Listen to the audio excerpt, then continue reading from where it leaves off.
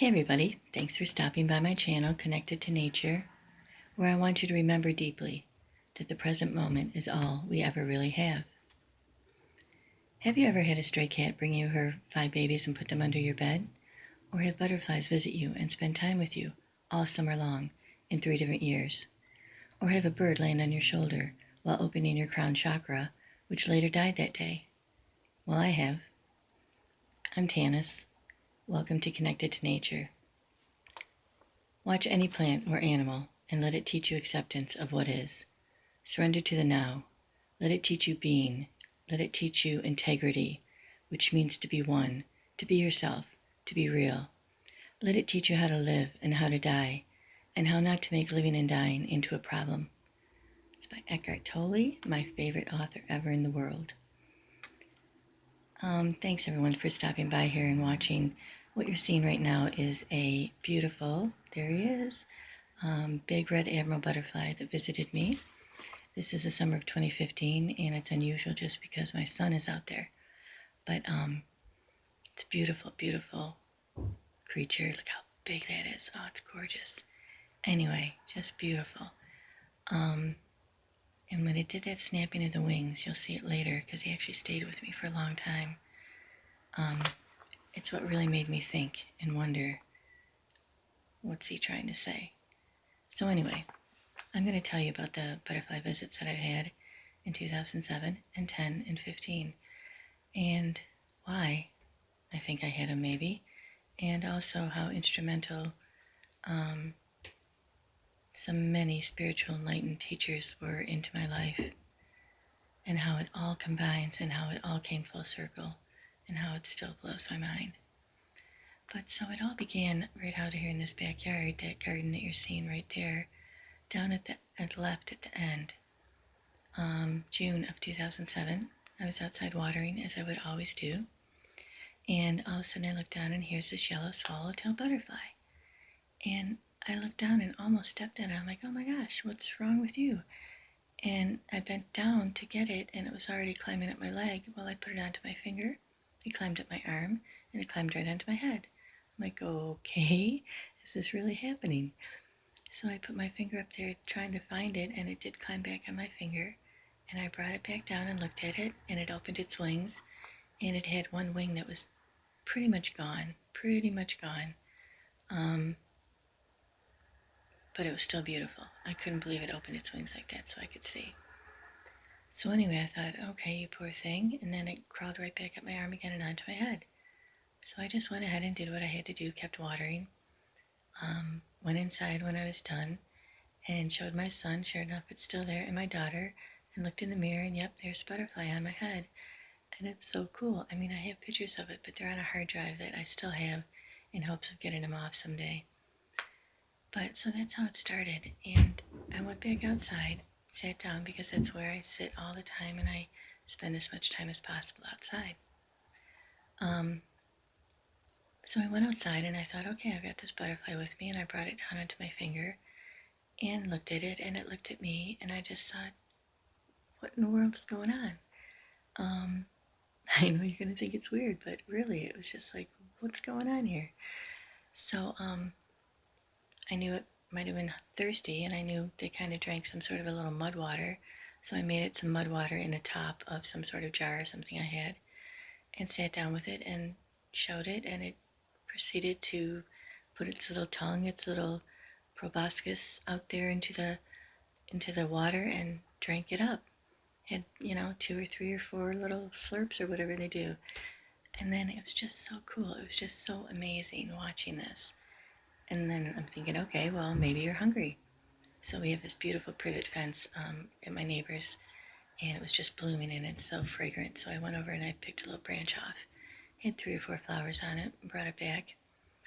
And it proceeded to once again just go ahead and eat, put its little proboscis, proboscis, tongue into the flower and got its nectar. And then it seemed perfectly happy and just sat there with me. It was just so cool, you guys. I mean, come on, I can't even tell you. But I'm trying to.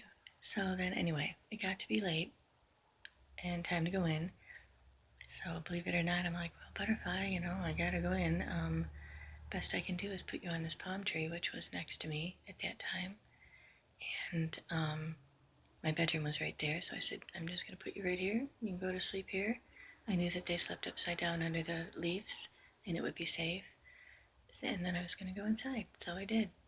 And by the time I got inside and looked out the window, which was only seconds, I saw it and it had turned upside down and it was, underneath the palm and I could see it perfectly sleeping and I even took a picture of it. So cool. So I just thought, all right, this has been a cool experience. If it's here tomorrow, wonderful. If not, oh well. Very cool. So the next morning I go out, ready to get water and stuff like that again, and I look and I didn't see it in the palm tree or anywhere around there. And I thought, okay, oh well, darn, it's gone. So I start watering again, and by the time I get down to the end, um, closer here where you're seeing the end of this garden, I look down and here it is walking across the grass to me, like as fast as it can. Um, and I'm like, oh my God, here you are. And sure enough, it crawled right to me, climbed up my leg and right onto my hand. And I was so happy and amazed to see it. I'm like, I can't believe you're still here. So I went through the ritual again. I gave it some water and I gave it some flowers to eat. And I kept putting it on the palm tree next to me as I was sitting out there, and it kept going down to the ground. And I kept saying, I know, I'm speaking telepathy, and I know, whatever, don't think I'm weird, it's just how it goes. So I'm kind of just telling it, be careful, there's birds around here, you don't want to be crawling out on the grass and, get snatched up. But it was so healthy and it was having fun, and it kept going to the tree, and then it would flutter itself down to the ground, start walking out by the fire pit. It wasn't on though, but so twice I went and I brought it back, even 3 times, and I brought it back and I said, you better be careful, you know, there's birds and squirrels or whatever around here. So so somebody came over and I had to go inside for a while, and when I came out it was gone, and that was it. That was the visit with the beautiful yellow swallowtail butterfly, and I was really kind of sad.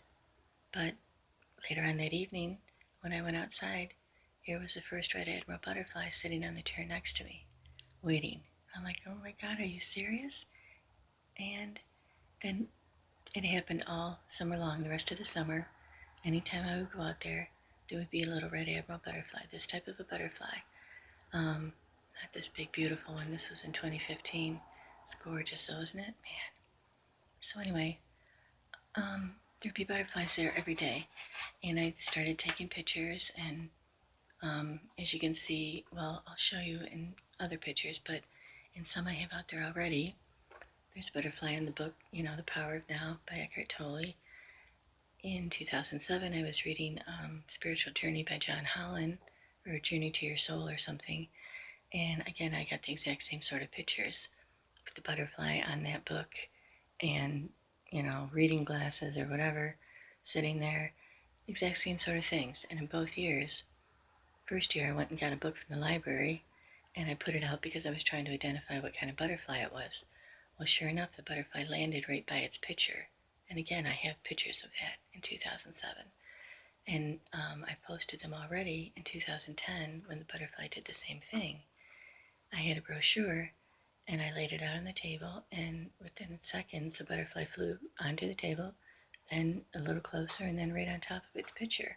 I mean, it knew who it was. It was just so cool and so fun. And you also have to remember, be it a bear, be it a butterfly, if this creature turns its back to you, you're trusted. It knows it can trust you. And that's a pretty, pretty cool thing. And these butterflies would do that all the time. So that brings us to 2015, because 2010 was just like 2007, because they weren't really landing on me a whole lot. They'd be right by me, they'd be really close, occasionally on my hand, but nothing like 2015. So 2015 comes along and the butterflies started really early, even in like the end of April. I saw my first one and I couldn't believe it. So all along, things in my life were happening, of course, and I was actually had gone back to school in a few years earlier. I decided to go 4 years straight, get a degree. I didn't have a job at that time. I was sick of having these crappy jobs that I didn't like, and it was my turn to go out and, get something done. So, anyway, I just did. And in 2015 is when I was actually graduating, and I thought, okay, that's cool. All these butterflies are coming around, and they're happy for me. Oh my God, I know you people are going to think I'm crazy, but please, I'm not. This is just how it was. This is getting close to the end of the video too, and this butterfly literally kisses me goodbye. I have a video of it out there already, but you can see its little tongue come out and then he flies away. And I might play this again because it's almost over. But anyway, I don't know what else you would call it. It's just so cool. And you can't see it very well here, and I apologize for that. But I don't know how else to get this out to you. There it goes. Very cool, very cool. So let me just put this on again because it's easier for me to just have something going. Alright, I hope you don't mind. But I'm not very good at this yet. Alright, so anyway. So in 2015, yes, all of this was going on. And the butterflies would visit every day, and I would get 2 or 3 different butterflies. I'd get the female, I'd get another male, and I'd get this big male, who is my avatar, by the way, out here. And this is a 12-minute video, and it spent that much time with me. And I also have a 20-minute video where it spent that much time with me. Now that's a long time. Think about how long I've been talking right now, and you've seen this once. That was only 12 minutes. The other one was 20 minutes on a different day. Anyway, it was so very cool. All these butterflies just had the most amazing energy. They would look right into my eyes, like right into my soul, and I could feel it. I could just like, what are you trying to tell me? What's up? I've always paid attention to what Mother Nature or the universe or source or God or whatever you want to call it puts in front of me.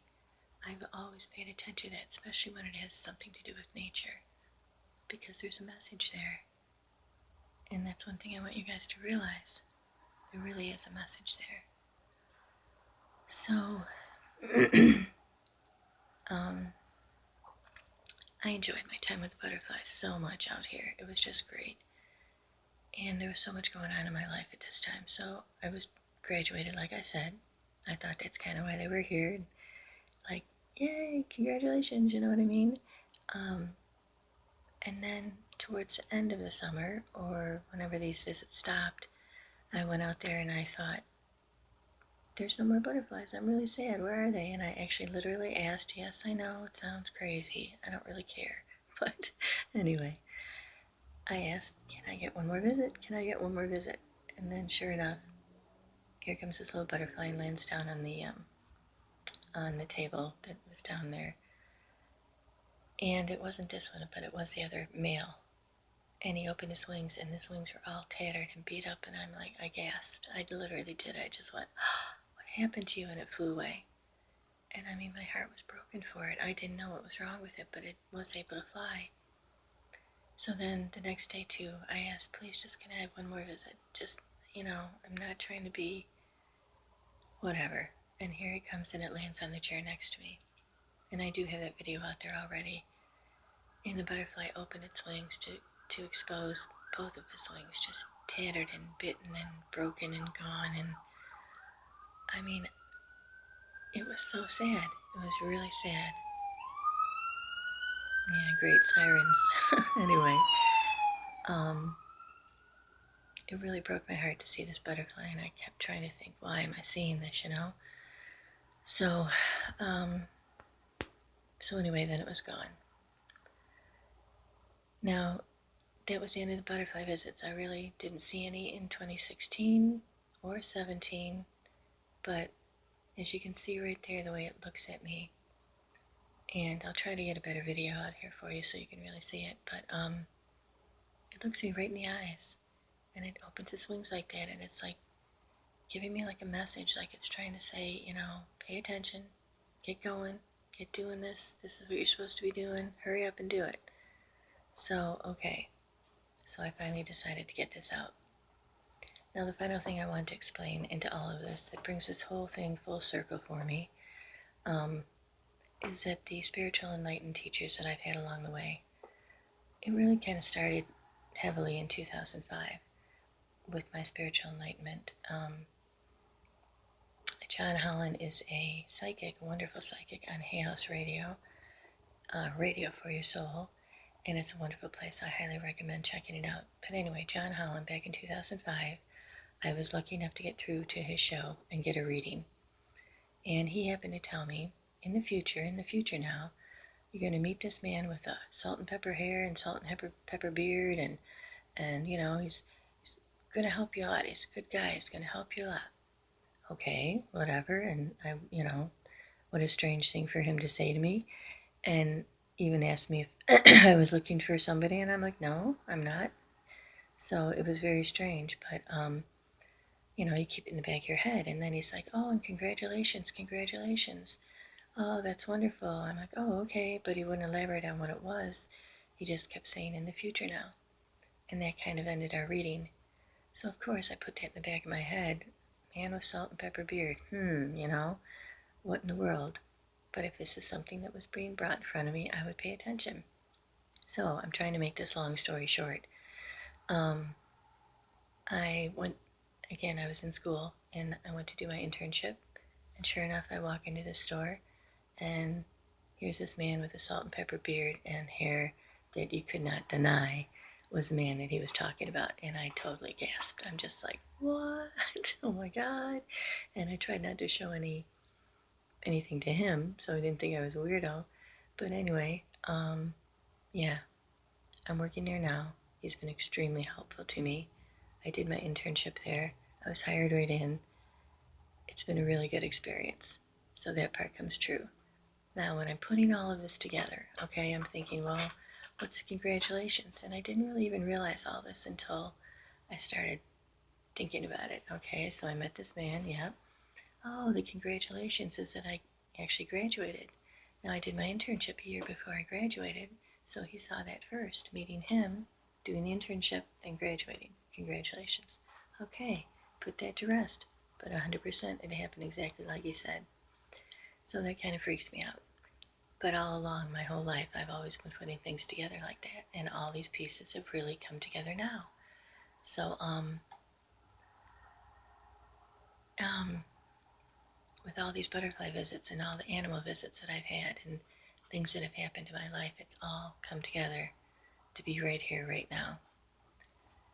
So, Hay House Radio was extremely instrumental to me, extremely.